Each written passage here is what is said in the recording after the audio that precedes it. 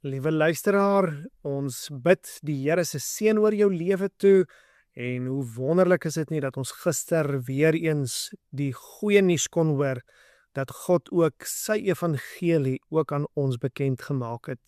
Hoe wonderlik is dit nie? En vandag se sentrale tema sal miskien wees een van geestelike nederigheid.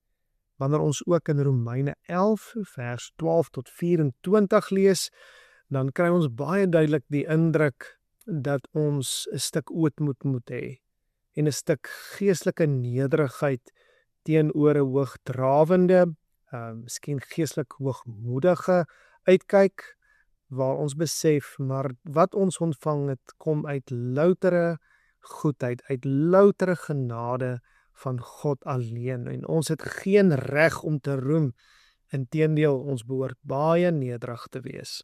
Wanneer ons hierdie teksgedeelte lees, in verse 12 tot 24, dan sien ons dat God het bestem vir Israel om wel gered te word, maar dat hy gekies het om ons in te ent en in te plant, en dan die groot doel daarvan is miskien om Israel jaloers te maak. En ek dink 'n mooi beeld daarvan sal wees, soos wanneer ek vir my kinders miskien lekkernye gee, en een van hulle neus daarvoor optrek, en ek sê, maar goed, as jy dit dan nie wil hê nie, dan gee ek dit maar vir jou boetie. En onmiddellik daai jaloersmaking om te besef, maar eintlik is ek besig om te mis. Eintlik is ek besig om op 'n goeie persent uit te mis. Miskien moet ek myself weer ondersoek. Ek dink sommer net ook wat ons vandag vir mekaar sê, is ons behoort baie nederig te wees. En die rede hoekom ek dit sê is, ons geloof is fundamenteel eintlik Joods. Wat ons daarmee bedoel is, dis 'n Joodse rabbi wat ons Messias geword het, ons koning, dis Joodse tekste, geskryf deur Joodse profete, deur Joodse skrywers deur die geskiedenis heen, en dit laat ons besef dat van Abraham se tyd af, het hy gekies nie net om die vader van die Jode te wees nie, maar veral vader van die gelowige te wees. En dit is juist daai geloof voorbeeld wat vandag nog vir ons, as julle ook gaan kyk na Hebreërs 11, wat nou praat oor geloof en vooraf vir ons wys hoe God heilsgeskiedenis ontplooi, dan help dit vir ons om te besef dat ons maar behoort baie nederig te wees, wanneer ons besef dat God ook vir ons uit sy onuitspreeklike liefde ook deel gemaak het aan die beloftes wat hy gemaak het aan die aardsvaders, later aan die konings, later deur die profete,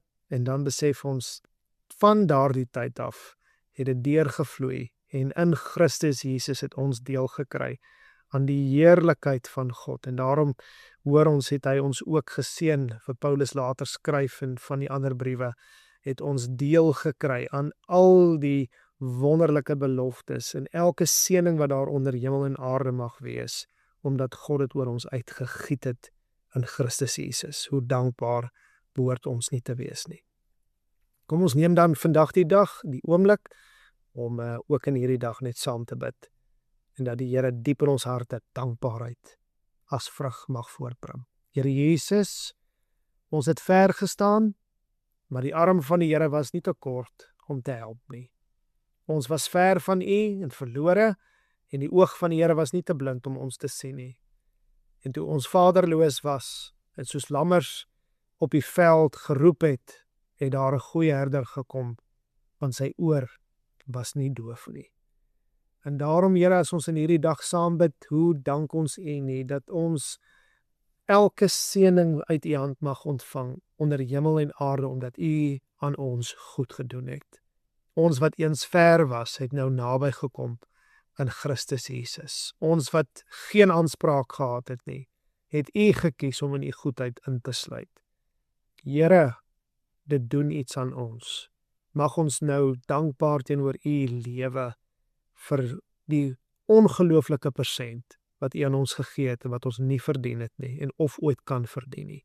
Dankie Jesus, dankie Jesus, dankie Jesus, dankie Jesus. Ons prys U. Amen.